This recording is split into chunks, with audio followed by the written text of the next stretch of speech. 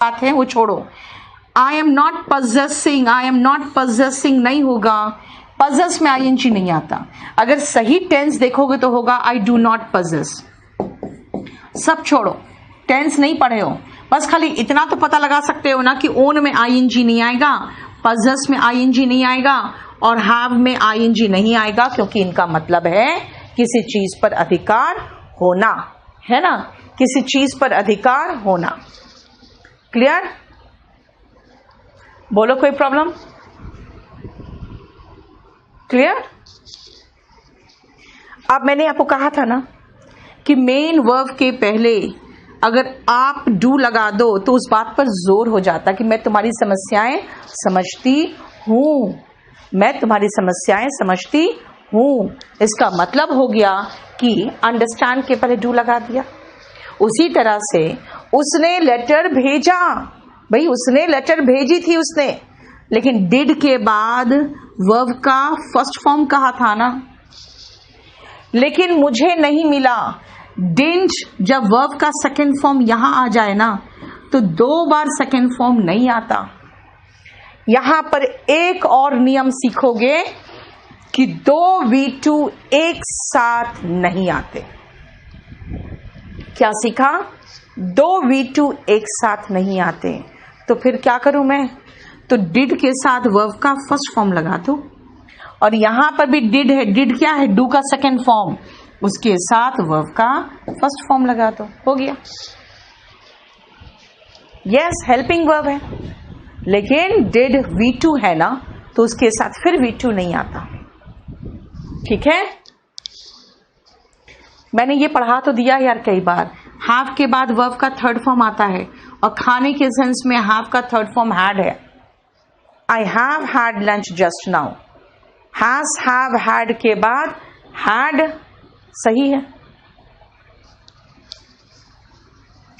I had to, भाई to के बाद वर्ब का बेस फॉर्म आता है। I had to leave my job होगा। आई हैड टू के बाद लीव आएगा, और वी हैव टू परफॉर्म, बिल्कुल सही लग रहा है, हमें अपनी ड्यूटी परफॉर्म करनी पड़ती है।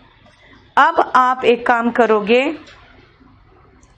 ये सारा कंप्लीट मीनिंग में आपको पूरा कंप्लीट आप देखो खुद ही, क्योंकि इसमें हमने आपको 20 क्वेश्चंस करवाए हैं। इस तरह से खाली क्वेश्चंस करवाने से नहीं चलेगा, आपको उनको अच्छे से 20 क्वेश्चंस मैंने आपको करा दिए, ठीक है ना। अगर आपको टेंस में V2 आते हैं बेटा, लेकिन 2 V2 एक साथ नहीं आते। अब आपका काम क्या है, क्योंकि उस दिन मैंने आपको होमवर्क एक दे दिया था, और वो था वर्ब के फॉर्म सबको खुद याद करने, है ना। आपको 7 नंबर क्वेश्चन बनाया ही नहीं मैंने। अब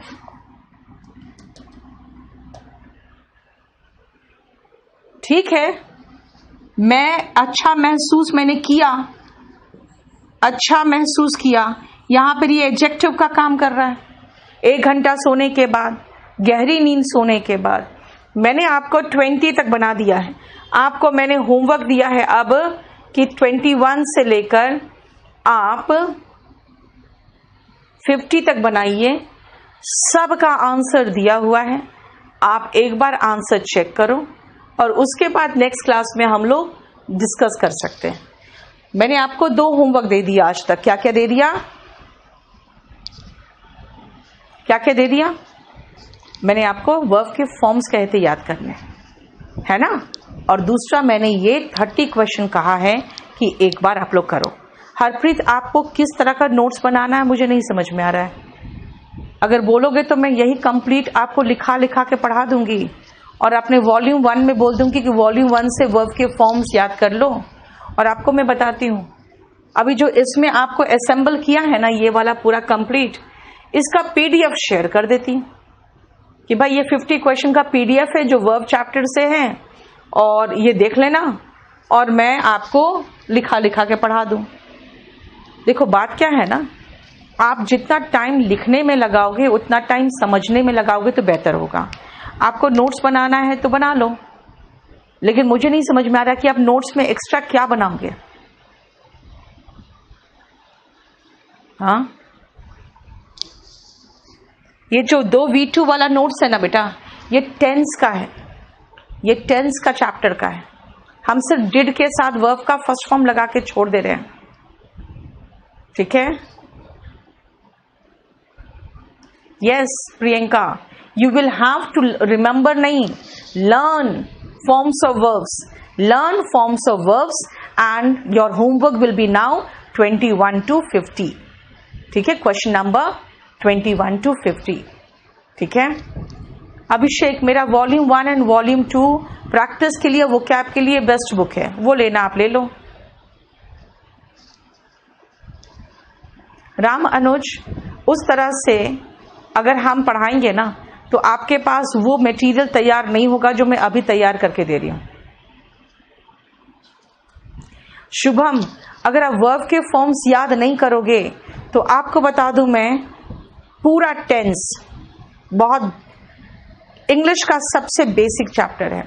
पैसिव वॉइस जिसके 20 क्वेश्चंस आते हैं, नरेशन जिसके 27 क्वेश्चन आते हैं, यानी 20 प्लस 27 कितना हो गया, 47 क्वेश्चन आउट ऑफ 200, यानी कि 1/4 ऑफ द चैप्टर, तो 1/4 ऑफ द सिलेबस, तो वही 2 चैप्टर है, ठीक है।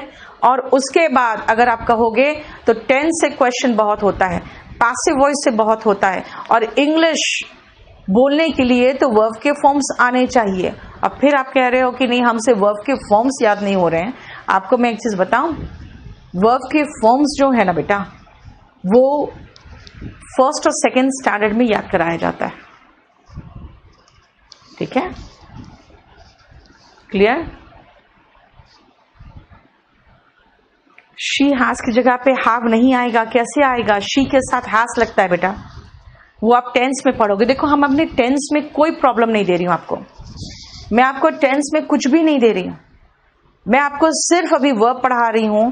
और अब जो मैं पोर्शन में आ गई हूं ना, वो पूरा पोर्शन, सिर्फ और सिर्फ पूरा पोर्शन देखोगे तो सिर्फ और सिर्फ ये आपके अब वर्ब के जो सबसे कठिन वाले वर्ड्स होते हैं ना, उसमें आ गए।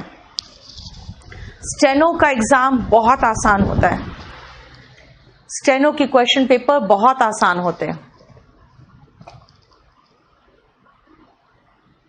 ये जो पढ़ा रही हूं मैं आपको मिल तो जाता है, पूरा वर्ब चैप्टर तो 160 पेज का लोड कर ही दिया मैंने, और क्या करूं बताओ।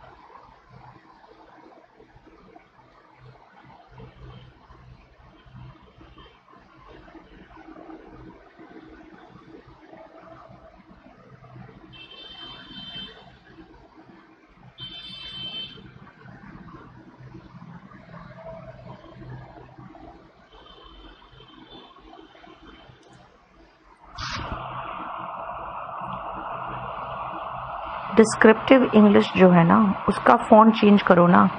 हम लोग पता नहीं कौन सा फ़ॉन्ट यूज़ करते थे, ये शायद टाइम्स रोमन यूज़ कर रहा है, टाइम्स रोमन यूज़ नहीं करते हैं हम लोग, ठीक है ना। एक और कोई फ़ॉन्ट है जिसमें हम टाइप कराते हैं, वो फ़ॉन्ट यूज़ होता है, मैं उसका नाम भूल रही हूँ।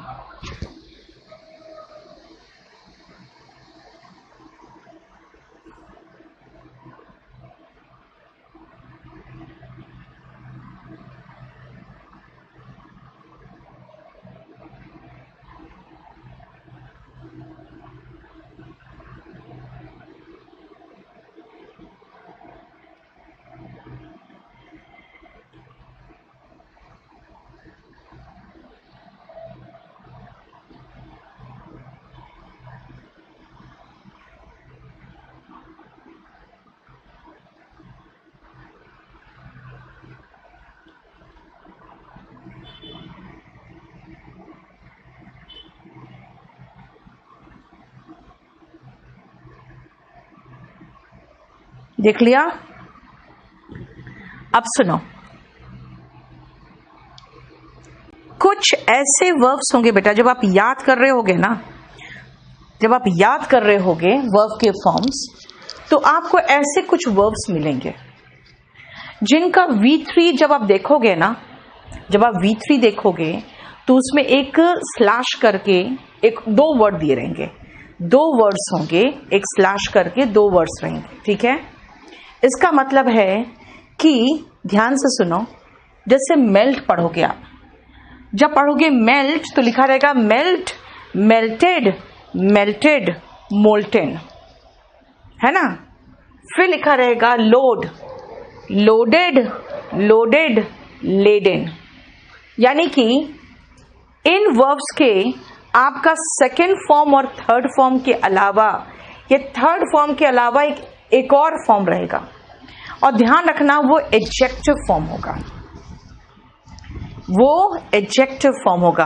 प्रीति, नीचे आपका ऑप्शन है, राइट हैंड साइड नीचे अपना जो आपका क्लैरिटी हो, आपका जो क्वालिटी हो, सब बढ़ाने का घटाने का सब है, राइट हैंड साइड नीचे, ठीक है। मेरा बुक चंदन Amazon और kdpublication.com दोनों में है। रूट से स्पेलिंग याद नहीं हो सकता आशीष, पूरा नहीं याद हो सकता।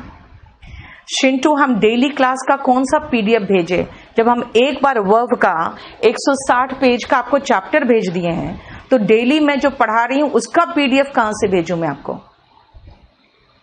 मतलब रोज इस 160 पेज को मैं 5-5 पेज में तोड़ के भेजूं क्या? एयरफोर्स का इंग्लिश बहुत आसान आता है। सौरभ, 2 दिन पहले NDA का पेपर हुआ था, उसका सभी टीचर ने शाम को पेपर डिस्कस किया है, आप एक बार देख लो। सोनू, ये एंड्रॉइड 6 के एवव, 7 से एवव सारे अच्छे में चले, सब में अच्छा चलेगा। चलो अब सुनो, सबका मीनिंग देख लो खाली। मेल्ट पिघलना या पिघलाना दोनों है।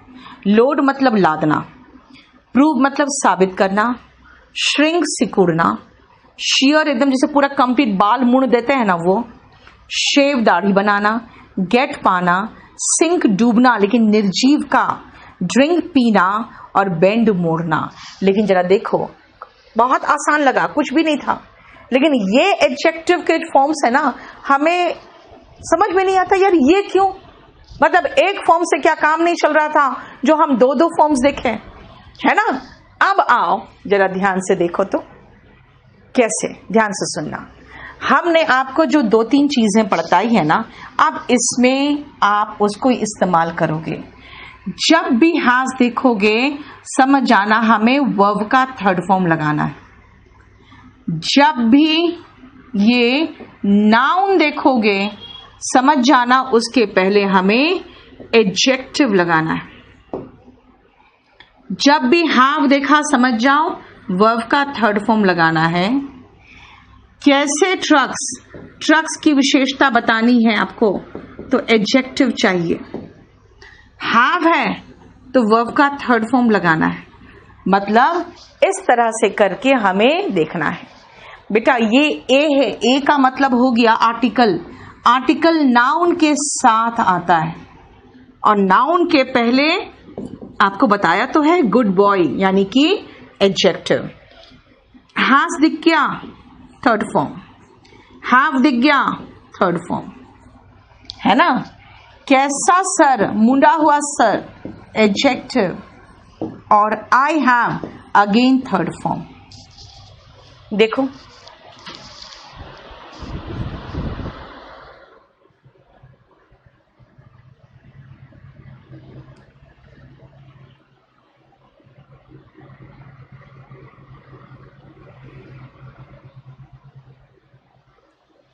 ठीक है।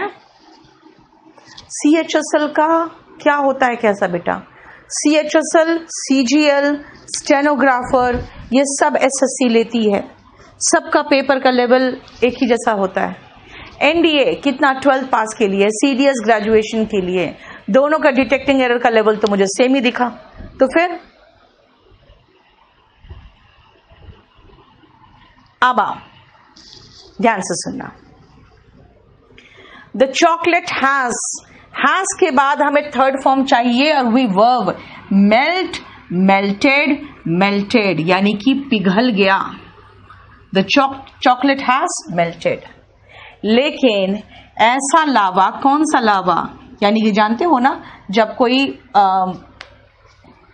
वोल्केनो फटता है तो उससे जो निकलता है वो लावा निकलता है ना। तो द डैश लावा यानी कि पिघला हुआ लावा डाउन द हिल फ्लो करता हुआ गया, बहता हुआ नीचे गया। देखो एडजेक्टिव के रूप में लगाया मैंने, एडजेक्टिव के रूप में लगाया तो मोल्टेन, और पिघलने के सेंस में V3 चाहिए था तो मेल्टेड, है ना। नेक्स्ट आओ, दे हैव के बाद वर्ब का थर्ड फॉर्म चाहिए। ट्रक्स को उन लोगों ने लोड कर दिया है, they have loaded the trucks. लेकिन फलों से लदा हुआ, बीच में हमने एक हाइफन भी लगा दिया क्योंकि ये पूरा का पूरा एडजेक्टिव है। फलों से लदा हुआ ट्रक्स बॉर्डर पे खड़े, जरा देखो तो, है ना, बताओ।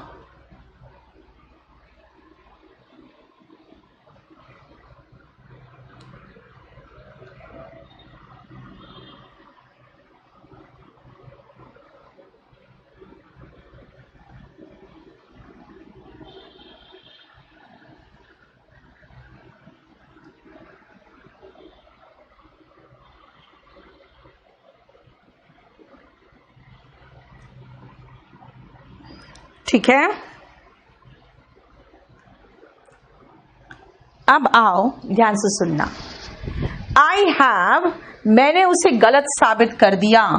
I have proved him wrong and it is a dash fact that even insects communicate.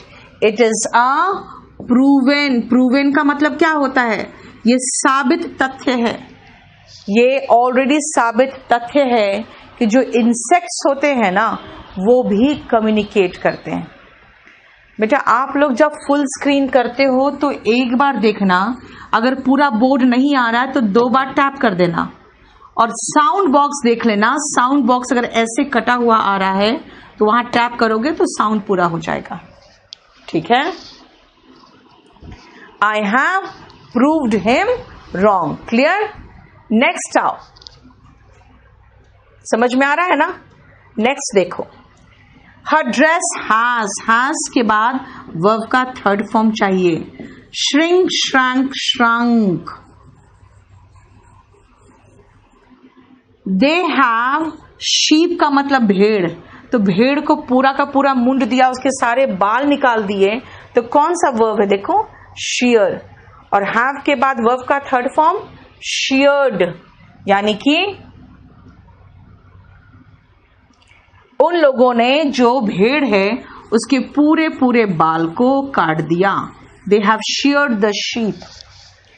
लेकिन वो तिरुपति टेम्पल कैसे विजिट करते हैं, अपने मुंडे हुए बाल के साथ। shear का एडजेक्टिव फॉर्म चाहिए ना, तो शोन होगा। shear, sheared, sheared और शोन। देखो श्रिंक, श्रैंक, श्रंक, यस। कौन सा वर्ब सही है भाई, वो वर्ब सही होगा जो आपको कम से कम मीनिंग तो सही दे। I have dashed some information, I have dashed some information, I have क्या, मुझे कुछ इंफॉर्मेशन मिला है। I have got some information, वही तो है। ऐसा वर्ड चुनना है जो वर्ड आपको सेंटेंस का मीनिंगफुल तो बनाए। I have got some information, हमें कुछ इंफॉर्मेशन मिला है। I have got some information। देखो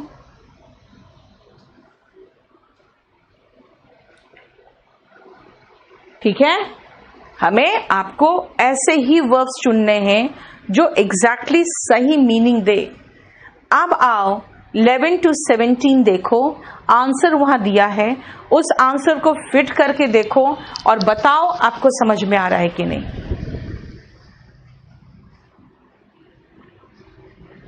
हमें वही वर्ड चाहिए बेटा जो वर्ड हमारे अभी हमने पढ़ा है, ठीक है, बस वही वर्ड चाहिए।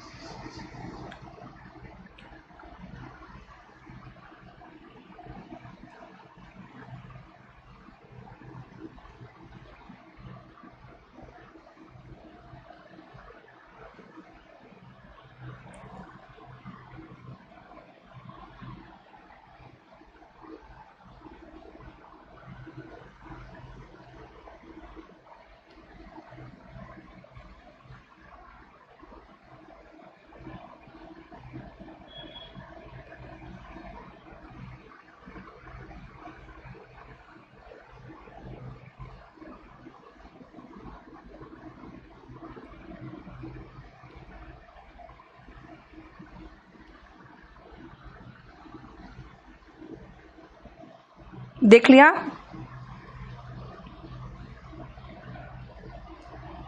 चलो देखो ध्यान से, वो जो महिला है उसने एक नई नई प्राप्त साड़ी पहनी है।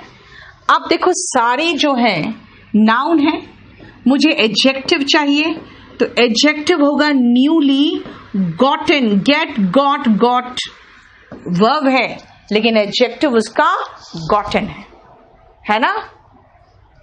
ही हैज डैश अ लॉट, बहुत पी रखी है उसने। ही हैज के बाद हमें वर्ब का थर्ड फॉर्म चाहिए, लेकिन देखो ड्राइविंग जेरेंड है, नाउन है, क्योंकि गाड़ी चलाने की जो क्रिया है वर्ब के पहले हम नाउन लगाते हैं। लेकिन कैसी ड्राइविंग, पी कर ड्राइविंग जो होती है। अब एडजेक्टिव के रूप में चाहिए तो ड्रिंक, ड्रंक, ड्रंक, ड्रंकन, ये एक दंडनीय अपराध है। देखो ध्यान से, क्लियर? जो शिप था वो डूब गया, द शिप हैज संक। लेकिन उन लोगों ने डूबे हुए जहाज को, डूबा हुआ जहाज को 10 सालों के बाद, एक दशक में, डिकेड में 10 साल होते हैं, पाया। डूबा हुआ जहाज, सिंक, संक, संक, संकन। इसीलिए एडजेक्टिव के रूप में नाउन की विशेषता बतानी है तो एडजेक्टिव आता है बेटा। उसने उस रॉड को मोड़ दिया है, ही हैज बेंट। लेकिन उसने दया की भीख मांगी अपने मुड़े हुए घुटने पर, यानी घुटने पर ऐसे जब गिरते हो ना तो घुटना आपका ऐसे मुड़ता है ना, तो मुड़े हुए घुटने पर तो बेंडेड नहीं होगा, क्योंकि बेंड का एडजेक्टिव फॉर्म, कैसे घुटने, जब आप एडजेक्टिव के रूप में बेंड का इस्तेमाल करते हो तो बेंडेड होता है। पनिशेबल भी एडजेक्टिव है मंजीत, यस। प्रवीण, ड्राइविंग यहां पे चालन हुआ, गाड़ी चलाने की जो क्रिया है, क्योंकि उसके बाद मेन वर्ब है इज। बेटा आपको है ना लाइफ से रिलेटेड जो बात करना है, केडी लाइव को मेल करके पूछो बेटा।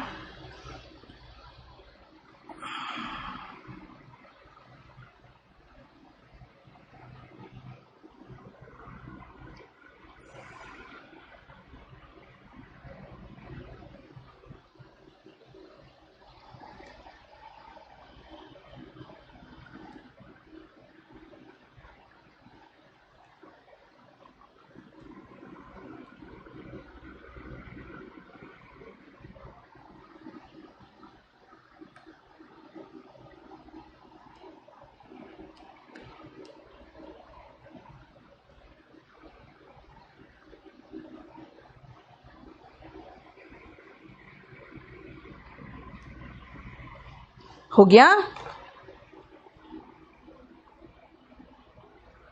श्रंक का मतलब बेटा सिकुड़ना हुआ ना, ड्रेस सिकुड़ गया। 13 में बताया तो driving is a noun. Gerund याद करो यार, तुम लोग को बेसिक कंसेप्ट में सिखाया था। V1 ING जेरेंड होता है जो नाउन का काम करता है।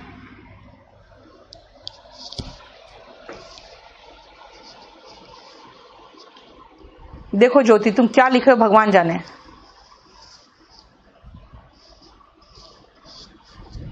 ऑन हिज बेंडेड नी, बेटा आर्टिकल कैसे लगाओगे जब आपका पॉजेसिव एडजेक्टिव आ गया तो?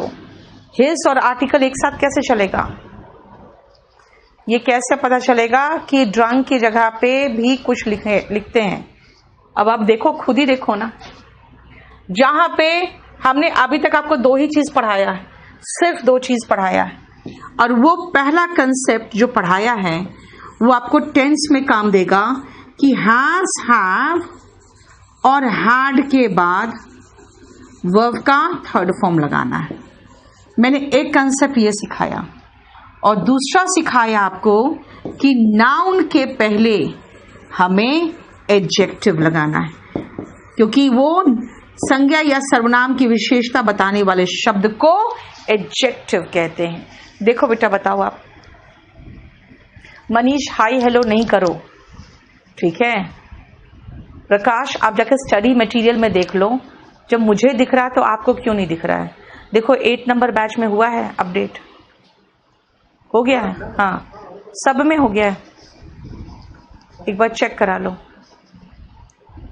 ठीक है? क्लियर? नाउ अब आओ फिर से पढ़ो।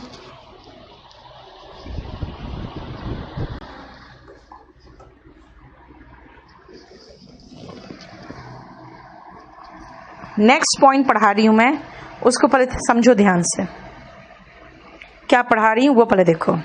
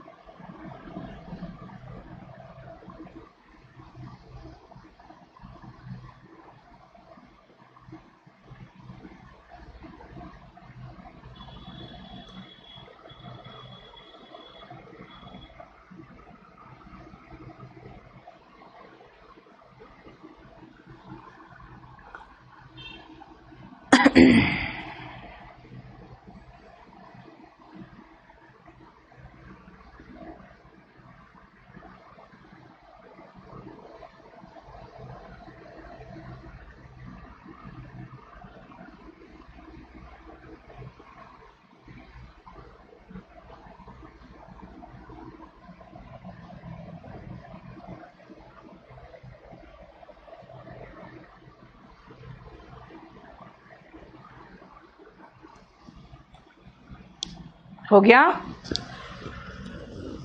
देखो ध्यान से सुनो। अब हम नेक्स्ट पॉइंट पे ये पहुंच रहे हैं कि बेटा कुछ ऐसे 12 नंबर क्वेश्चन का सेंस समझ में नहीं आया। 12 नंबर क्वेश्चन कह रहा है कि उसने काफी पी रखी है। 60 टेस्ट पेपर्स बेटा आप लोग मेल कर दो अंजलि, वो मेरा काम नहीं है। आइडेंटिफाई आराम से होता है परवीन, किसी भी चीज का नाम हो, अगर आर्टिकल के साथ होगा तब तो नाउन ही होगा, है ना? चलो नेक्स्ट सुनो। अब हम इस पेज में ये पढ़ना चाहते हैं कि जानते हो बहुत सारे ऐसे एडजेक्टिव्स हैं, बहुत सारे ऐसे एडजेक्टिव्स हैं जिनमें सिर्फ en लगा लगा के ना हम ing बना देते हैं। देखो कितने ढेर सारे, है ना? देख रहे हो? en लगाकर इनका वर्ब का वर्ब बना दे रहे हैं। अब कहोगे अच्छा ठीक है, तो वर्ड्स में तो ई एन नहीं लगाएं भाई, इतना कॉमन सेंस तो होना चाहिए कि वर्ड्स में पहले से ई है तो खाली एन लगाएंगे, फाइन। लेकिन रेड में तो हमने रेडन किया है, डबल डी कर दिया। ऐसा क्यों बेटा? कुछ ऐसे वर्ब्स होते हैं जिनके आखिरी में एक कॉन्सोनेंट है और उसके पहले एक सिंगल वर्बल है। आखिरी में कॉन्सोनेंट है, उसके पहले एक सिंगल वर्बल है। आखिरी में कॉन्सोनेंट है, कॉन्सोनेंट क्या होता है? ए ई आई यू छोड़कर उसके पहले एक सिंगल वर्बल है ना। आखिरी में कॉन्सोनेंट है, बाइट का सेकेंड फॉर्म बिट, उसके पहले एक सिंगल वर्बल है, ठीक है। अगर इनमें आपको ई एन लगाना है तो आपको आखिरी वर्बल को, आखिरी कॉन्सोनेंट को डबल करना पड़ेगा। अगर इनमें आपको आई एन जी भी लगाना है तो भी आखिरी कॉन्सोनेंट को डबल करना पड़ेगा। अगर इनमें ई एन लगाना है तो बाइट, बिट और बिटन होता है। यानी ऐसा एक नियम है जो पढ़ोगे कि अगर आखिरी में कॉन्सोनेंट है, उसके पहले शॉर्ट वर्बल है, तो ई एन लगाना हो, ई डी लगाना हो या आई एन जी लगाना हो तो आपको आखिरी वाले को डबल करना पड़ता है, ठीक है। क्लियर? बिजॉय आप किस बैच के हो पहले मुझे ये बताओ। जिनको अपने स्टडी मटेरियल में वर्ब नहीं दिख रहा है वो किस बैच के हैं मुझे आप बता दो। आई एम एग्री गलत है ज्योति, क्योंकि एग्री खुद ही वर्ब है और अगर एम लगाओगी तो एग्री में आई एन जी लगाना पड़ेगा, वो भी गलत है क्योंकि एग्री आई एन जी नहीं लेता, क्योंकि वो हैव की तरह ही है, वो कोई एक्शन नहीं दिखा रहा है, ठीक है। ब्लैक का मतलब काला है, लेकिन ब्लैकन मतलब क्या हुआ? काला करना। ब्राइट चमकीला है, ब्राइटन मतलब होता है एकदम चमका देना, उजाला भर देना। डार्क मतलब अंधेरा है, डार्कन मतलब अंधेरा कर देना, काला कर देना। शांत करना, चौड़ा करना। अब एक और चीज देखो यहाँ पे, फास्ट, खाली यहाँ पे एक पंगा है। फास्ट मतलब तेज होता है, लेकिन फैशन है बेटा, फास्टन मत बोलना, इट्स फैशन।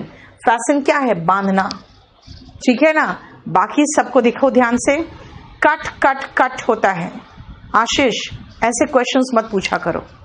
वर्ब के फॉर्म्स दे दिए, अब आप मुझसे पूछोगे कटन नहीं होता। अब कटन कौन सा वर्ब है, कौन सा फॉर्म है, भगवान जाने। लाइट है हल्का, लाइटन होता है हल्का करना। टाइट,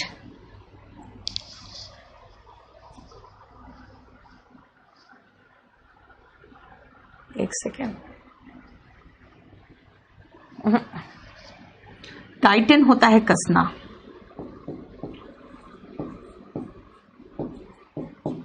यहां तो टाइट होगा, कसा हुआ। जैसे आप बिल्कुल कसा हुआ ड्रेस पहन लेते हो तो टाइट ड्रेस पहन लेते हो, है ना। थिक गाढ़ा, थिकन गाढ़ा करना।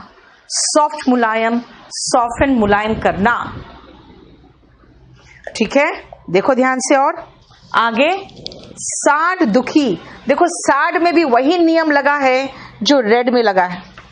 सैड में वही नियम लगा है जो आपका रेड में लगा है। देखो जरा ध्यान से, है ना, डबल डी इसलिए आया। और ग्लैड में भी वही काम हुआ है। देखो जरा ध्यान से, ग्लैड में भी वही काम हुआ है। देखो